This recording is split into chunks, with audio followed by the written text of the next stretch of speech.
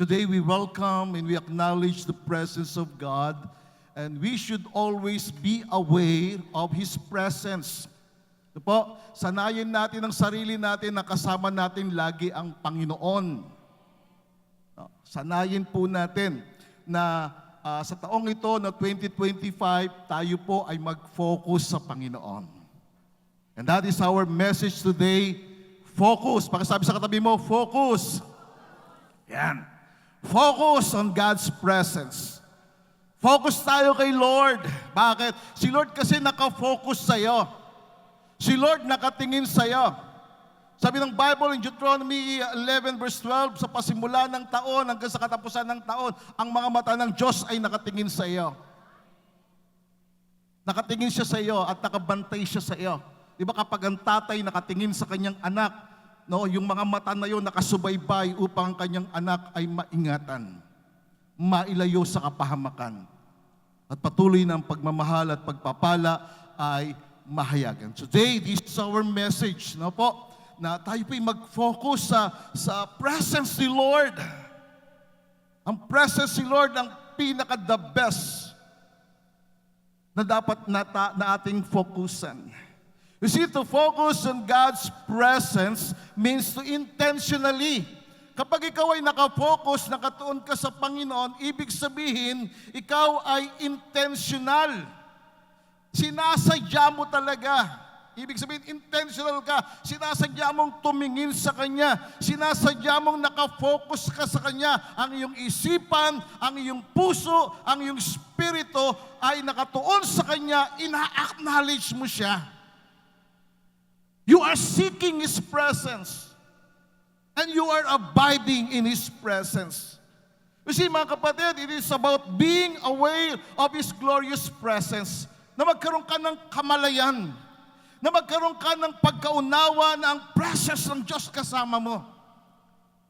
In every moment and situation, whether in prayer, in worship, and in your daily activities, sa lahat ng iyong ginagawa, just focus, just be aware na kasama mo ang Panginoon, kasama mo ang Diyos, ang presence niya sa pagpasok sa trabaho, kasama mo siya sa lahat ng ginagawa mo, at kapag kasama mo siya, mararamdaman mo yung kanyang kapangyarihan, mararamdaman mo yung kanyang pangunguna, mararamdaman mo yung kanyang pag-iingat sa iyo. Amen? Mga kapatid, nagkaroon po ako ng realization na kung paanong tayo po'y dumipende doon sa presence ng Diyos last year, 2024, God has given us or has given me, tayo po, binibigyan tayo ng Diyos ng increase. Yung pagtaas ng pagnanais na makasama natin ang kanyang presensya.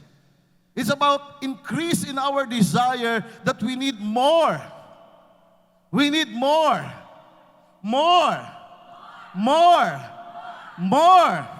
Amen? More of God's presence. More of Him in our life. You see, as we start the new year, the presence of God should be the primary focus in our life.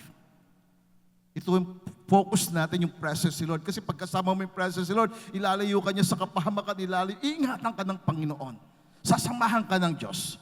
You see, I have this New Year's decision and determination, and that is to focus more on the presence of God than I ever have in my life. Talagang focus tayo.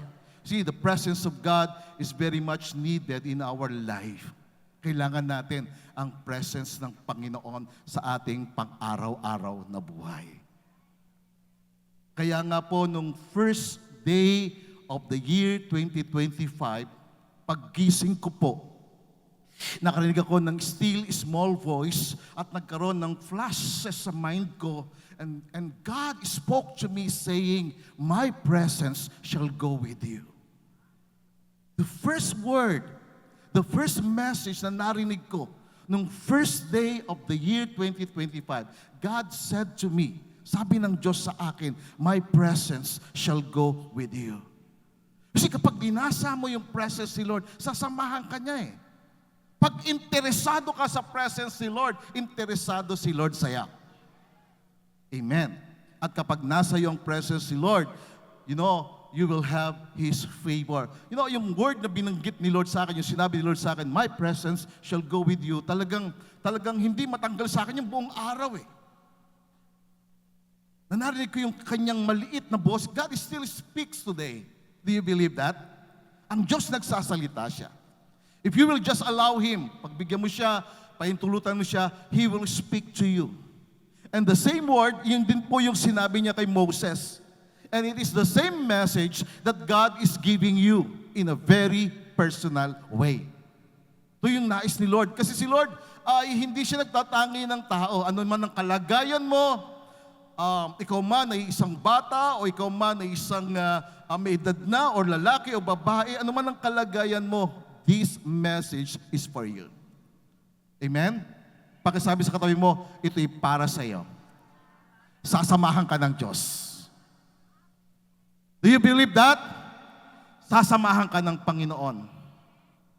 Sasama ang presence ni Lord sa iyo. It says in Exodus 33 verse 14, in the New American Standard Bible, it says, God said, my presence shall go with you, and I will give you rest. God is speaking to us right now. God is speaking to you, my presence, He said, shall go with you. Sabi niya, ang aking presensya ay sasama sa iyo. Sino tayo para samahan ng Panginoon? Kasi ang Diyos hindi siya tumitingin sa kalagayan ng isang tao. Pag sinabi ng Diyos na sasamahan ka niya, sasamahan ka niya. And take note, when God said, my presence shall go with you, it means a promise of intimacy and personal relationship. Pag sinabi ng Diyos sa iyo na ang aking presensya ay sasama sa iyo, ang Diyos ay nagbibigay sa iyo ng pangako na ang Diyos magiging malapit sa iyo, na ang Diyos magiging personal sa iyong buhay at mararanasan mo siya in a very personal way. Mararanasan mo yung kanyang pagmamahal, mararanasan mo yung kanyang pag-ibig, mararanasan mo yung kanyang tangible presence. Another meaning is, it is an assurance of peace. Ito ay katiyakan ng kapayapaan, ng pag-aliw at ng kapahingahan sa Kanya. Kaya sa panahong ito na tayo papasok sa taong 2025, hindi natin alam ang maaaring mangyari. Maaring may kaguluhan, maaring may trouble sa buhay mo, maaring tanggalin sa iyong kapayapaan. But God is saying to you, my presence shall go with you and I will give you rest. Bibigyan ka ng Panginoon ng kapahingahan. Bibigyan ka ng Diyos ng pag-aaliw sa panahon ng kaguluhan, sa panahon ng problema, ang Diyos magbibigay sa iyo ng pag-aliw. Purihin ang Panginoon. So when God said, my presence shall go with you, it is a reminder. Pakisabi sa katabi mo, ito'y paalala. Paalala ito na ang Diyos ay tapat sa iyo. Tapat ang Diyos sa kanyang tipan. Tapat ang Diyos sa kanyang mga pangako. Tapat ang Diyos sa iyo na hindi kanya pababayaan. Hindi kanya iiwanan. Tapat ang Diyos. Minsan tayo hindi matapat, pero ang Diyos mananatiling matapat. At papatunayan niya ang katapatan niya sa iyo when He said the word, my presence shall go with you. Another meaning, it is a revelation of guidance. Ito'y kapahayagan ng kanyang gabay at direksyon sa iyong paglalakbay. Gabay at direksyon niya sa iyo sa iyong pagpasok sa trabaho. Ito'y patnubay ng Diyos sa iyo. Pag sinabi ng Diyos ang aking presensya ay sasama sa iyo, kasama mo ang Diyos pag sumakay ka ng jeep. Kasama yung presence niya kapag ikaw ay sumakay sa iyong motorsiklo. Kasama mo ang presence niya kapag ikaw ay nakasakay sa iyong sasakyan. Kasama mo ang presence niya na ikaw ay kanyang sasamahan, iingatan kanya at ilalayo kanya sa kapahamakan. Can we give Him the praise? Mga kapatid, ang presensya ng Diyos ay manifestation ng kanyang glorious presence that brings provision and protection from dangers. So ito'y kapahayagan na ang kanyang kaluwalhatian ng kanyang presensya ay magdadala sa iyo ng kanyang provision. That God will provide for you. That God will protect you. Iingatan ka ng Panginoon. So in other words, when God says, my presence shall go with you, it conveys the idea of God's intimate and personal or active involvement. Intimate, malapit na ugnayan ng Diyos at ang Diyos ay active sa iyo. Aktibo ang Diyos sa iyo. Magiging aktibo siya sa lahat ng iyong ginagawa, kasama mo siya. In other words, it is not just about His being omnipresence, but it is about His active, yung kanyang pagkilos at yung kanyang personal engagement or personal involvement sa buhay ng isang tao na mayroong relasyon o ugnayan sa Kanya. Di ba? Ang ganda nun? Na sa unang Sunday nito ng taong 2025, alam mo, aware ka, maliwanag sa iyo na ang presence ng Diyos ay kasama mo at ang Diyos active sa iyo. Personal ang Diyos na involved sa iyong buhay. Involved ang Diyos sa iyong mga problema, sa mga pagsubok sa iyong buhay, at ang laban mo ay laban ng Diyos. Amen? Pag may kaaway ka, ang kaaway niya ay ang Diyos sa iyong buhay. At ipagtatanggol ka ng Panginoon. Now listen carefully. The word with in that word that God said, my presence shall go with you. The word with in Hebrew is in, na ang ibig sabihin ay companionship, association. Ito yung pagsama sa iyo o pakikisama ng Diyos. Yung word na with, kaya nga meron tayong example niyan, yung binabanggit na salitang Elohim Imanu, na ang ibig sabihin niyan is God is with us. Ang ibig sabihin, ang Diyos ay sumasa atin. Because of the word with, God is with us. Ang Diyos ay sumasa iyo. At sumasa iyo rin. Di ba? Kasama mo ang Diyos. Kaya nga may salita sa Bible na Emmanuel. Ano ibig sabihin nun? God with us. Kasama mo ang Diyos. Kasama mo ang presence ng Diyos. Walang mananakit sa iyo. Walang gagawa ng masama sa iyo sapagkat siya'y dadaan sa presensya ng Diyos.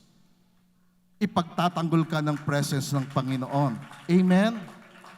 Kaya ang ganda na sa taong 2025 may word si Lord sa atin. Personal.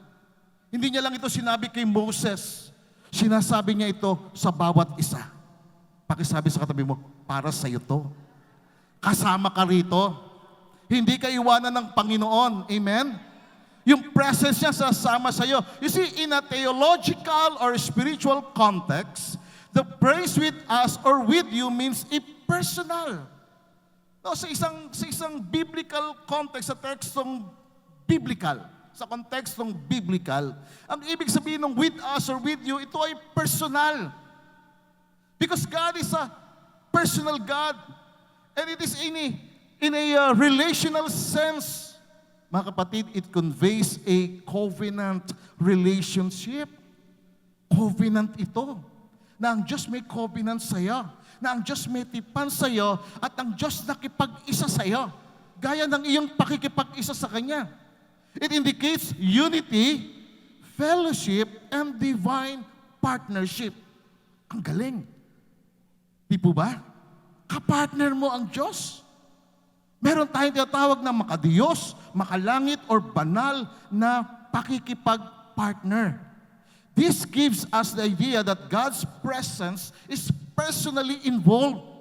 Na talaga ang Diyos involved siya sa iyo. Kaya if you will read the Bible, ang Diyos involved siya Yung laban ng kanyang mga anak, laban niya Ang Diyos ang nakikipaglaban para sa kanyang bayan. Ang Diyos ang nakikipaglaban para sa mga taong nagtitiwala sa Kanya. Para sa mga taong mayroong personal na relasyon sa Kanya. Kaya sa taong 2025, para lalo mo siyang maranasan, magtiwala ka sa Kanya, magkaroon ka ng malapit na ugnayan sa Kanya. God said, in our text, Exodus 33 verse 14, pakibasa ng malakas, parinig mo sa katabi mo, yung merong diin, sabihin mo sa Kanya, He said, my presence shall go with you and I will give you rest. Amen? Come on, give God the praise. Hallelujah. God said, sabi ng Diyos, ang aking presensya ay sasayaw. Sasamahan ka ng aking presensya. Now the question today is, paano tayo makakatiyak? Paano ka makakatiyak na sasamahan ka nga ni Lord talaga? Baka sabi lang ni pastor yan. No? Baka sabi lang yan, paano ka makakatiyak na sasamahan ako ng Panginoon? Paano ka makakatiyak na pagpapalain ng Diyos ang aking 2025 na taon? Paano ko mararanasan ang kanyang presensya? Paano ko makakatiyak? Diba kailangan natin makatiyak, di ba? Amen? Kailangan sigurado tayo. Kaya nga sabi nung mga narinig ko doon sa Surigao, magsiguro. Di ba? Parang ganun. Kailangan magsiguro ka. Kailangan sigurado ka. Kailangan nakakatiyak ka na kasama mo talaga si Lord. Baka naman imagination lang. Baka naman ito ay parang wala lang. Hindi po. How can we be sure that God's presence will go with us? Paano? Una po, magkaroon ka ng malapit na relasyon sa Diyos. Amen? Pakisabi sa katabi mo, magkaroon ka ng intimate na relasyon sa Diyos. Malapit. Ibig sabihin ng intimate, malapit, malalim. No? Malalim, makahulugan, makabuluhan. You see, having an intimate relationship with God means developing a deep. Yung pagkakaroon po ng intimate na relasyon, na ugnayan sa Diyos, ito ay isang malalim po ito mga kapatid. Malalim yung ugnayan ninyo ni Lord. Ito ay personal at malapit na ugnayan sa Kanya. Para makatiyak ka na sasamahan ka ng Panginoon, na kasama mo talaga ang Panginoon sa iyong pagtatrabaho, sa iyong business, sa lahat ng iyong ginagawa, na ang presence ng Diyos kasama mo.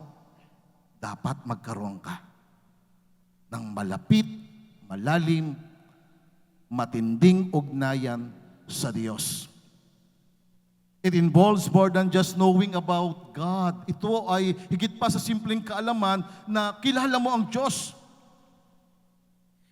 Patungkol sa isang personal na pagkakilala sa Kanya, na patuloy mo siyang maranasan sa iyong buhay araw-araw.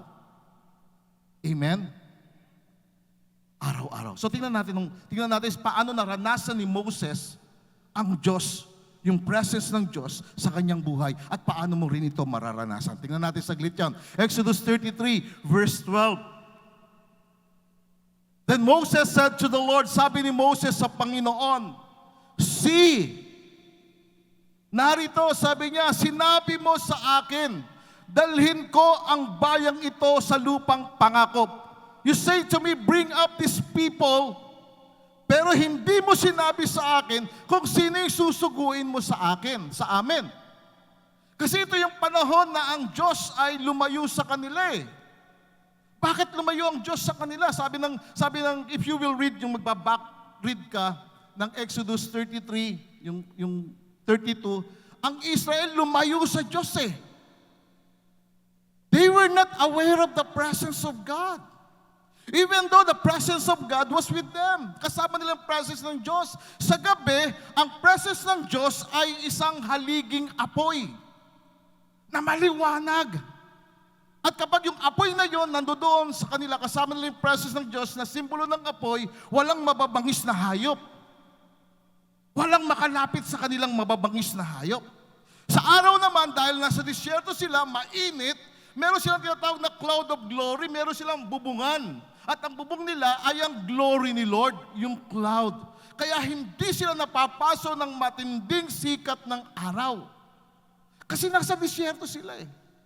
Pero ang ginawa ng Israel, because hindi sila focus sa Diyos, sa presence ng Diyos, humanap sila ng kanilang ibang Diyos. Naglingkod sila sa ibang Diyos. Kaya ang Panginoon, lumayo ang kalooban ng Diyos sa kanila. Alam niyo, pagka ikaw meron kang ibang dinidiyos, meron kang ibang pinaglilingkuran, meron kang ibang mas mahal kaysa sa Diyos, lalayo yung kalooban ng Diyos.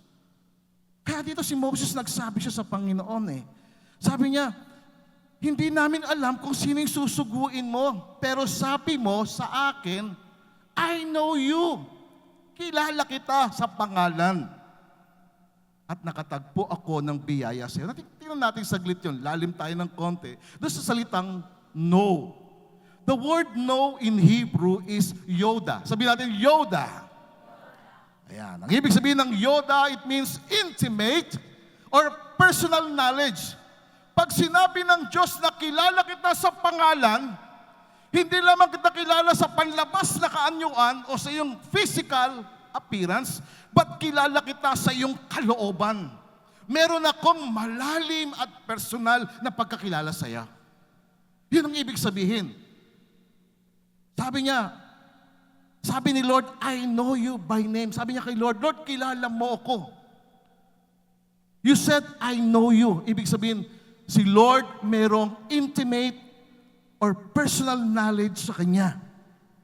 It implies a deep and experiential knowledge. Ito yung malalim at isang karanasan ng pagkakilala sa Kanya. Now, the word know or Yoda, it reflects God's intimate knowledge of Moses. Ito ay nagsasalarawan o nagre-reflect doon sa malalim na pagkakilala ng Diyos kay Moses. Ito ay personal relationship na nakatayo sa isang pagtitiwala sa layunin at sa makadiyos na kaluguran or divine favor. Ito ay nagpapakita ng malalim na ugnayan sa Kanya na nakaugat sa pagmamahal at sa layunin ng Diyos sa Kanyang buhay. Yun ang ibig sabihin ng word na know Yoda. Ito ay nagpapakilala ng malalim, makahulugan, personal na ugnayan ng Diyos kay Moses at ni Moses sa Diyos. Ito po ay isang panawagan ng karanasan ng paglakad sa katuwiran, paglakad sa pagsunod at pamumuhay sa isang personal at intimate na relasyon sa Kanya. Kaya ang presence ng Diyos sumama kay Moses. At ang presence ng Diyos ay sasama sa iyo kapag ikaw ay nagkaroon ng mas malalim na ugnayan at relasyon sa Diyos. Mararanasan mo ang kapangyarihan niya, mararanasan mo ang kapahayagan ng kaluwalhatian ng kanyang presensya kapag ikaw ay nagkaroon ng malalim. You must have that intimate relationship with God. Kaya ba natin yan? Pakisabi sa katabi mo, kaya mo ba yan? Kaya natin yan. Kakayanin natin yan. Amen? Para samahan ka ng Panginoon, para magkaroon ng katiyakan, ng kasiguruhan. Kailangan magsiguro tayo. Kailangan sigurado ka na sasamahan ka ng Panginoon. Magkaroon ka sa Kanya ng malalim. Sa isang malalim na ugnayan, hindi mo sasaktan ng kalooban ng iyong karelasyon. Sa mag-asawa, ganun yun, lalo na sa Diyos. Kumbaga, ang Diyos, hindi ka gagawa ng isang bagay na magbibigay ng masakit na damdamin sa Kanya. So that is the first. We must have an intimate relationship with Him. For this year, 2025, in order for you to experience the very presence of God, that you will focus more on God's presence, you must have that intimate relationship. Amen? Magkaroon tayo ng malalim na ugnayan sa Kanya. Kasi nakabatay ang pagsama ng Diyos sa iyo sa pagkakaroon ng malalim, malapit na ugnayan sa Kanya. Pangalawa, we must have that divine approval of God. Magkaroon tayo ng isang banal o mataas, makalangit na pagsang-ayon ng Diyos. In other words, ang Diyos sumasang-ayon sa iyo. Ang Diyos nalulugod sa iyo. Hindi ka lamang mayroong malalim, malapit na ugnayan sa Kanya, ang Diyos nalulugod sa iyo. Ang Diyos natutuwa sa iyo. Ang Diyos naka-smile sa iyo. Amen? Pag ang Diyos naka-smile sa iyo, ang Diyos natutuwa sa iyo, ang Diyos nalulugod sa iyo, talagang sasamahan ka niya. Diba kahit sa pamilya, meron kang nanay o tatay na talagang natutuwa sa iyo, ang nanay mo, natutuwa sa iyo, ang tatay mo, ang kapatid mo, natutuwa sa iyo. Sasamahan ka kahit saan ka pumunta, lalo na kapag nilibre mo sila. Diba? Sasamahan ka. Hindi ka pababayaan. Now, take note of this word, divine approval.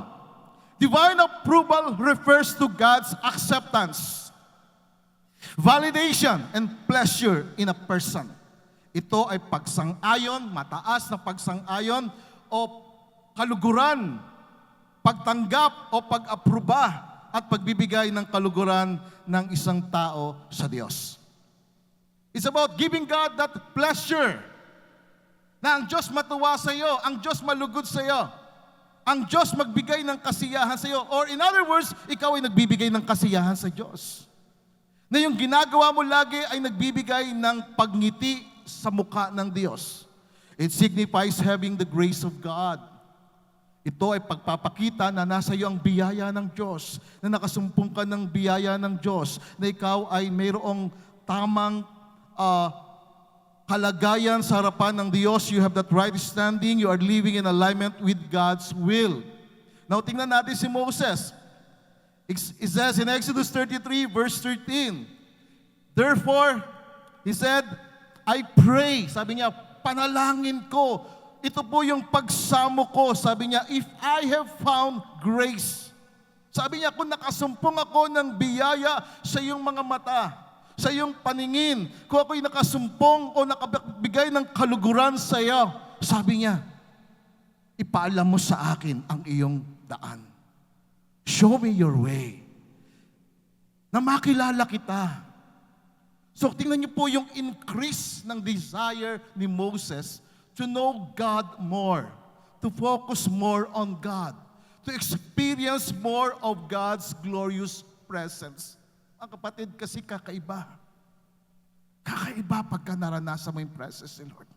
Kakaiba pagka ikaw ay binalot ng pag-ibig ng Diyos. Kakaiba kapag dumaloy sa iyong kalooban, yung kapayapaan na hindi kayang maipaliwanag ng kaisipan. Kakaiba yung kagaanan ng kalooban na naroon ka sa presence ng Diyos. Ibang klase yun kapag ikaw ay nakasumpong o ikaw ay nakatanggap ng biyaya ng Diyos. Now, the word grace refers to God's divine approval. Ang biyaya ng Diyos, ito ay pagsang-ayon ng Diyos. Kapag ang biyaya ng Diyos nasa iyo, ang Diyos sumasang-ayon sa iyo, ang Diyos nalulugod sa iyo, yung favor ng Diyos nasa iyo, yung kabutihan ng Diyos nasa iyo, yung kagandahang loob ng Diyos nasa iyo. Amen? Ibig sabihin, you have that divine approval. At kapag meron kang divine approval, sasamahan ka ng Panginoon. Ilalayo ka ng Diyos sa kapahamakan. Iingatan ng Diyos ang iyong buhay. Ito ay pagpapakita na ang Diyos ay sumasang-ayon, nalulugod sa iyong buhay.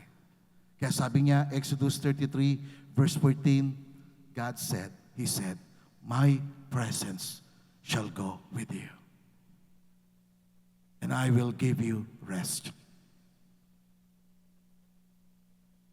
Pagka meron kang intimate relationship with Him, you have that divine approval. Ibig sabihin, natutuwa ang Diyos sa iyo. Bakit natutuwa ang Diyos sa iyo? Kasi lumalayo ka sa masama. Bakit natutuwa ang Diyos sa iyo? Kasi lumalayo ka na doon sa inuming nakalalasing. Amen? Bakit natutuwa ang Diyos sa iyo? Kasi lumalayo ka na sa barkada na hihilahin kang pababa. Bakit natutuwa ang Diyos sa iyo? Kasi hindi ka na nagsasalita ng mga negatibong salita. Amen? Bakit natutuwa ang Diyos sa iyo? Kasi hindi ka na nanonood ng mga malalaswa. Bakit natutuwa ang Diyos sa'yo? Kasi ikaw ay lagi nang nagpipray at nagbabasa ng Bible. Amen? And God is saying, my presence shall go with you and I will give you rest. Now take note of the word rest. It is derived from the Hebrew word nuak. Nuwak. Parang salitang Noah. Doon galing salitang pangalang Noah. Noah found grace in the eyes of God. Nuwak. Kaya sa panahon ni Noah, nagkaroon ng kapayapaan sa kanyang pamilya. Nuwak means to settle, to be at ease, or to be at peace. When God said, I will give you rest, God is saying, I will give you peace. That is why Jesus said, come to me, all of you who are heavily laden, and I will give you rest. In other words, Jesus is saying, I will refresh your soul. In His presence, there is freshness. If the presence of God is with you, you will be at rest. Bibigyan kanya ng kapahingahan, bibigyan kanya ng kapayapaan. In this context, God is offering peace, comfort, and security in His presence. He who dwell in the secret place of the Most High shall abide under the shadow of the Almighty. God will give you that security, that comfort, that peace that comes from His glorious presence. It is our spiritual assurance. Katiyakan natin ito. Kaya pakisabi sa katabi mo, may katiyakan. Nasasamahan ka ng Diyos. At bibigyan ka niya ng kapahingahan, ng kapanatagan ng puso. Ngayon, ang mundo natin, di natin alam, no? Hindi natin alam ang pwede mangyari sa kinabukasan. Pero ikaw may kapayapaan. Bakit? Kasi meron kang relasyon sa Diyos. Kasi ang Diyos ay sumasang-ayon o nalulugod sa iyong buhay. Mga kapatid, when we focus more on God's presence this year, 2025, this in turn will lead us to experience the manifestation of the glory of God. Sino may gusto nun? Sino ngayong umaga gusto mong maranasan ang makapangyarihang pagkilos ng Diyos sa iyong buhay? Ang kapayapaan ng buhay, kapayapaan, kapanatagan ng kaisipan na hindi kayang ipaliwanag. Sino may gusto nun? Praise the Lord.